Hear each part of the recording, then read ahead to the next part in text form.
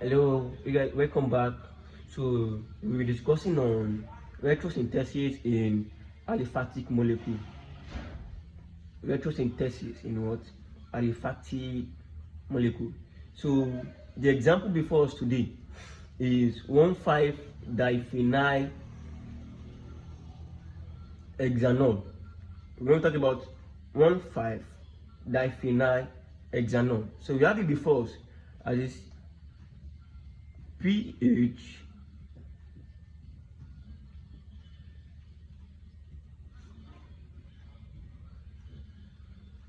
so 1,5-diphenyl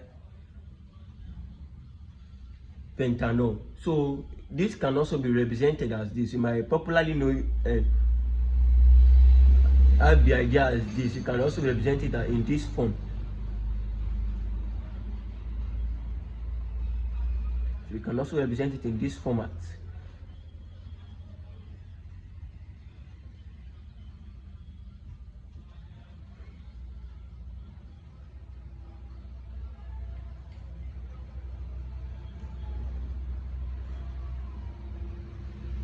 So we can see we have our benzene, one at this end and the other one at this end. So we can short it to be the phenyl group. So in short form, this is a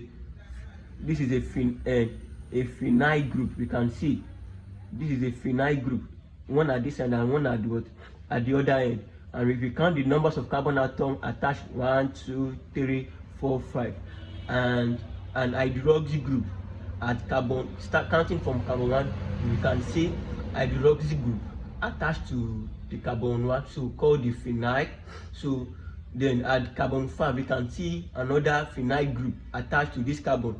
So now in the breakdown we talk about the retrosynthetic and aliphatic molecules. So this can be done into two parts, into two forms.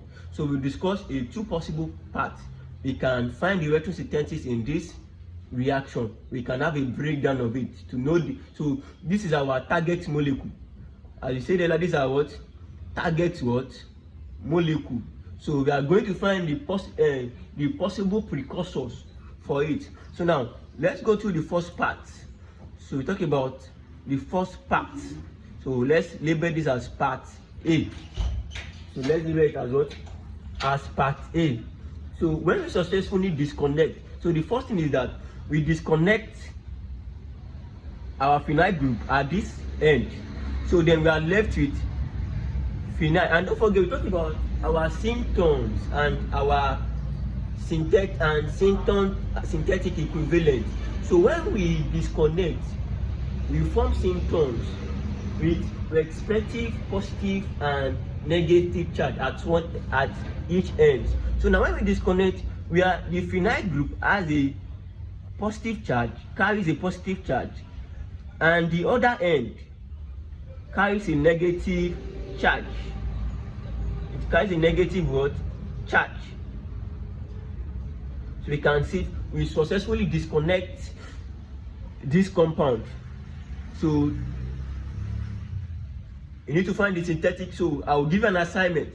Find the synthetic equivalent of the carbocations and the carbanions. We discussed in our previous class. If you have the idea of carbocations and the carbanions, you should be able to find. So assignments, drop it in the comment section. Find the synthetic equivalents of this following compound. So now the next part, we talk about the part B. Part B. So if you successfully, the first thing is to what? To disconnect. Let's disconnect. We are left with pH minus. Now we can see the swap in charges. The phenyl here is carrying the negative charge rather than at this point where the phenyl is carrying the positive charge at this point. We can see the phenyl carrying the negative charge at this point, and at the carbon end of the OH we can see the hydroxy group. At the carbon attached to the hydroxy group, we can see it carries the positive charge. So we are left with this. We have our pH.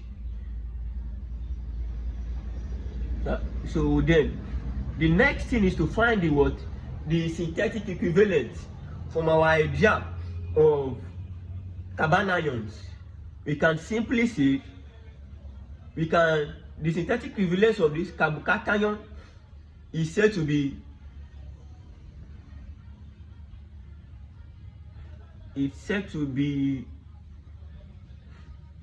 a Grignard reagent. As we know that a Grignard reagent is a Grignard reagent. As you all know, Grignard is RMgX. So this is the out part, this is the magnesium part, Mg, and this is the what? Our X. So the synthetic equivalent of pH minus is this Grignard reagent, and we can, this our hydroxyl part can be converted into a what? A ketone group. It can be converted to a ketone group. So we are left with this. It can be converted to, we successfully gotten the synthetic equivalent of this of our symptoms here. So this is the synthetic equivalent of our what? Of our symptoms here. So now as we all say that it is always, advisable to know both the forward reaction and the what? And the backward reaction. Now let's synthesize this compound starting from our precursors. You know, this is the target molecules, and we've been successfully able to get our precursors. So starting from these precursors, let's successfully produce this molecule. So now let's synthesize through synthesis. So let's